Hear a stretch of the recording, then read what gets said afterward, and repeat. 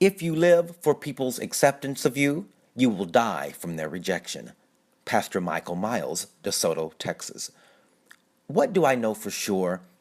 There are no limits. The universe is infinite and therefore offers an endless array of opportunity. In grade school, we were likely given a glimpse of this truth. If we think back to high school math and science class, we were introduced to the concept of infinity. When we consider space, time, light, sound, numbers, all are infinitely unbound. And it's within that sense of never ending, everlasting eternity God exists. God is the all encompassing, everlasting depth and breadth of life. God is all that is and yet beyond. Most excitingly, that presence of deep eternity lives within us.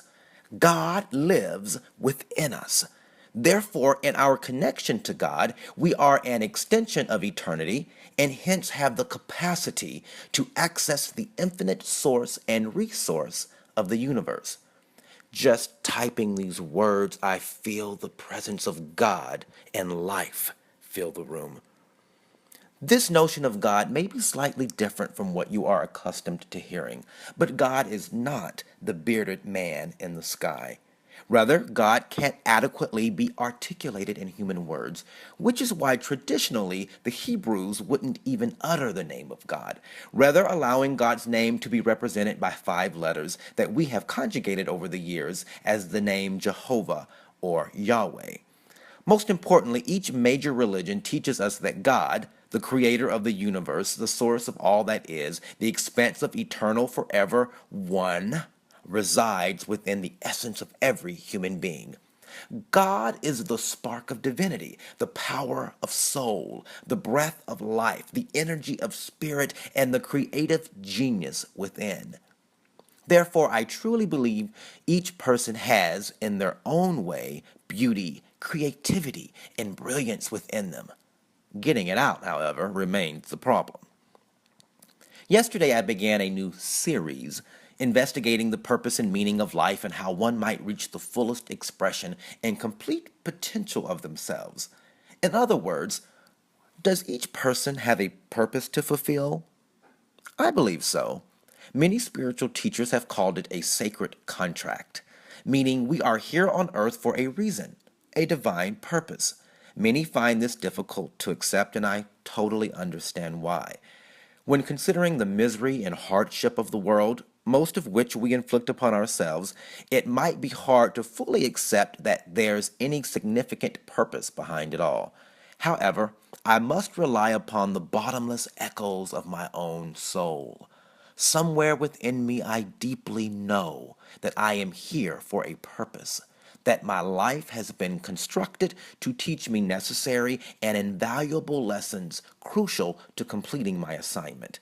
And as I stated yesterday, my biggest fear is failing the mission. Today, I had planned on doing what so many of us gravitate to, what's called TNTs, tips and techniques.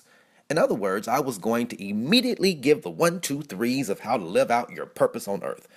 However, I must be honest in saying, though we like to be given easy steps, the top 10 ways to do this and the 5 steps to get a better that, it's not quite that flippant. Living out your best life and fulfilling your purpose is an art, not a science.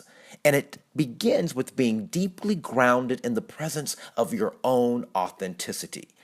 This may require many things that I'd like to discuss in coming days, but mostly it requires the courage to be yourself and likewise leave the crowd.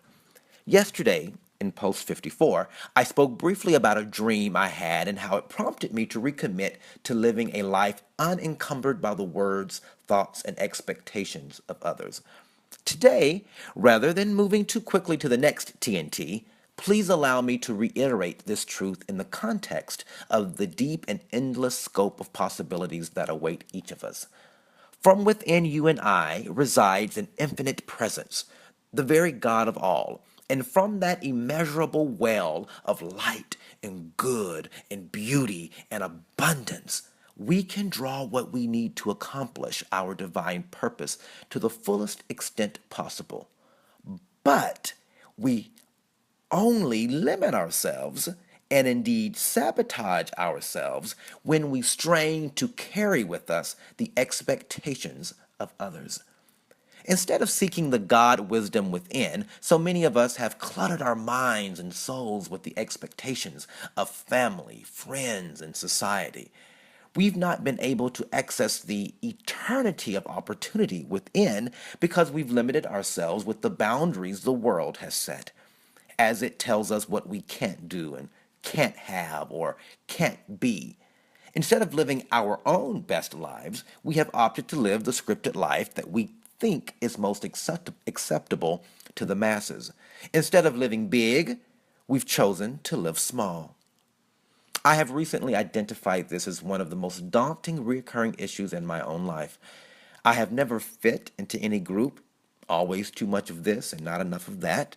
So, in my naive yet childish desire to just be like everybody else, I disregarded the power of my own authenticity and almost sabotaged my own purpose. I nearly threw away who I was meant to be to settle for the counterfeit I felt others expected me to be, and it nearly killed me.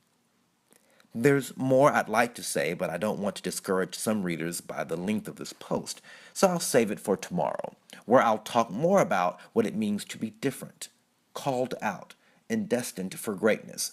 We all have greatness, but are some called beyond the rest? In the meantime, this is not the end of your story. Your best days are not behind you, they are ahead of you.